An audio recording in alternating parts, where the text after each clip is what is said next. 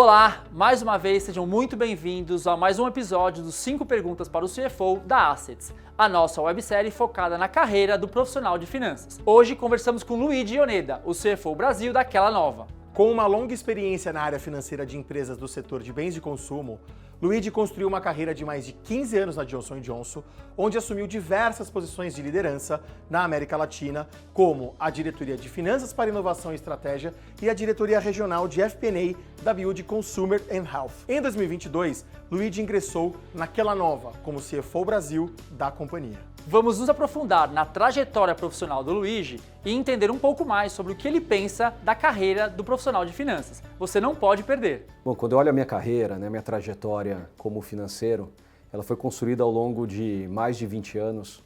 Empresas principalmente multinacionais como Unilever, Johnson & Johnson, Kellogg, que se transformou em Aquela Nova, em funções diversas, sejam funções de um financeiro local, de um financeiro regional, também funções globais. E quando eu olho nessas diferentes funções, também trabalhei em diferentes subdivisões do time de finanças. Então, experiência em FP&A, experiência como o parceiro estratégico financeiro das mais diversas áreas, seja vendas, marketing, R&D, M&A também, uma experiência que eu tive algumas vezes, foi bem bacana, parte de inovação, modelagem e liderança de times também, que é algo que é super importante na carreira de qualquer profissional. Hoje, como CFO daquela Nova do Brasil, tem me guiado aí ao longo dessas um pouco mais de 2 décadas. Aí.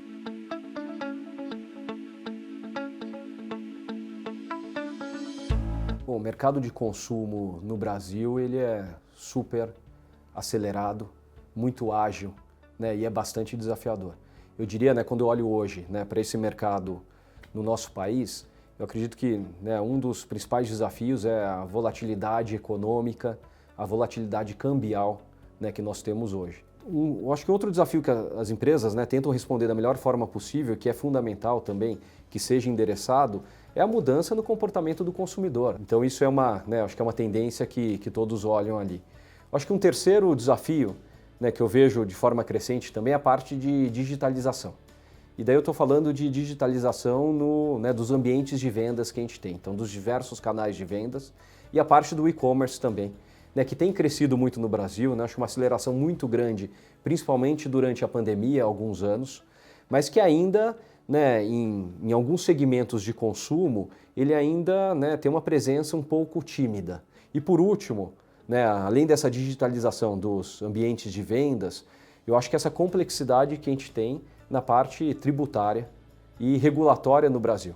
Quando a gente olha como superar, eu acho que tem uma parte de eficiência operacional. Realmente buscar automatização de processos, eficiência nos processos, isso nas operações do dia a dia. Eu acho que tem uma parte aí também de agilidade e de inovação que é fundamental, coisas que te permitam, como companhia, entender quais são as tendências de uma forma rápida e agir de uma forma muito rápida também.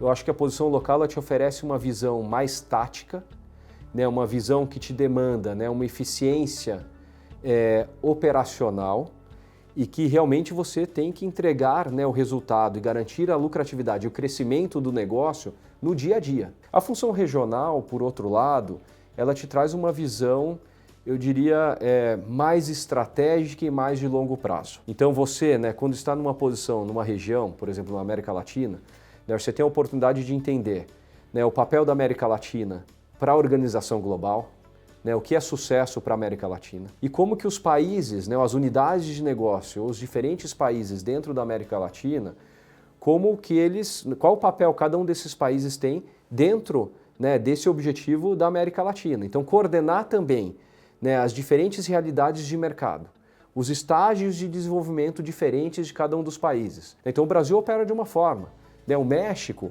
opera de uma forma diferente, assim como a Argentina oferece riscos e oportunidades diferentes também. Então esse equilíbrio entre os diferentes países, numa função regional, e garantir que o investimento está sendo alocado, os recursos estão sendo alocados da forma correta, acho que dá uma visão bastante interessante na região.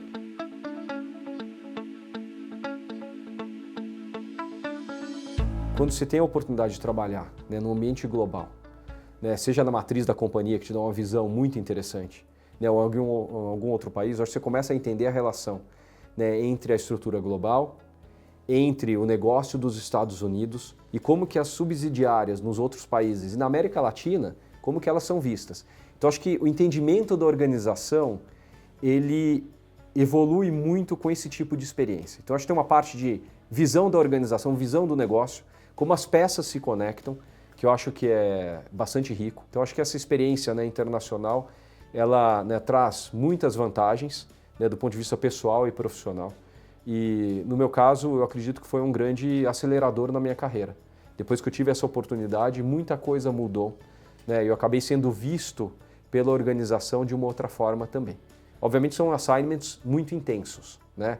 E isso faz parte do jogo também, faz parte do desenvolvimento.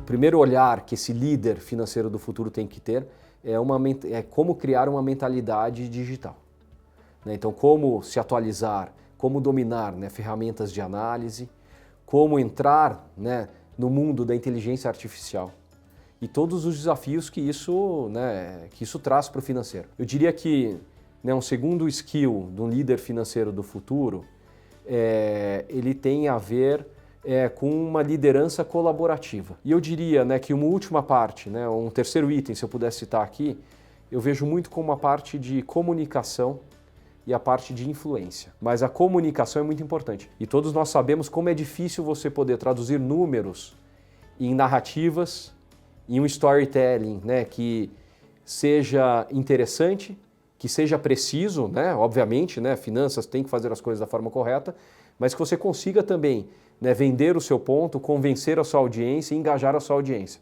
Então acho que o storytelling, né, comunicação e influência, para mim são, né, acho que a última parte aí da minha resposta sobre, né, o que o líder de finanças no futuro deveria buscar.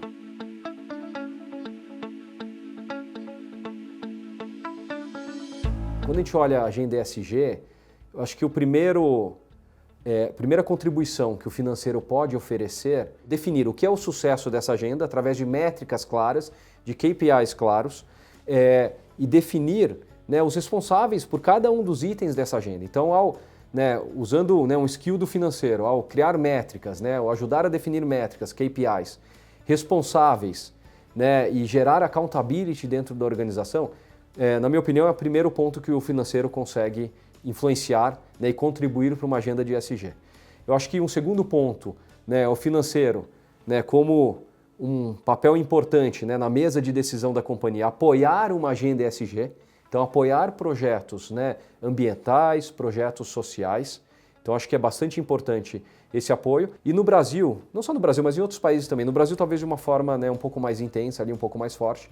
Eu acho que o terceiro ponto dessa agenda, onde o financeiro, sem dúvida alguma, faz muita diferença, é entender a complexidade, né, do ambiente tributário e fiscal do Brasil e as oportunidades que esse ambiente traz para que o financeiro consiga usar essa oportunidade, seja em financiamento, seja em projetos específicos, né, que tenham a ver, né, com a dinâmica do ESG, para poder, né, alavancar essa agenda através de eficiência, muitas vezes de um custo de investimento, né, um pouco mais atrativo. Então acho que, né, essas são as três formas que eu vejo do financeiro liderando a agenda de ESG e ajudando, né, a organização a evoluir nesse sentido. Eu gosto muito de muitas frases, mas tem uma em especial, né, que eu gosto bastante, que é uma frase atribuída ao Thomas Edison, que fala o quê? Né? Fala que a genialidade ela é 1% de inspiração e 99% de transpiração. Então, né, eu acho que isso tem muito a ver com a carreira do financeiro, né, que é uma carreira intensa, é uma carreira que demanda, é uma carreira, né, que exige um comprometimento muito grande e, ao mesmo tempo, é uma carreira, né, que dá um resultado muito grande e que você se sente, né, se desenvolvendo de uma forma muito forte também, e é uma carreira muito gratificante.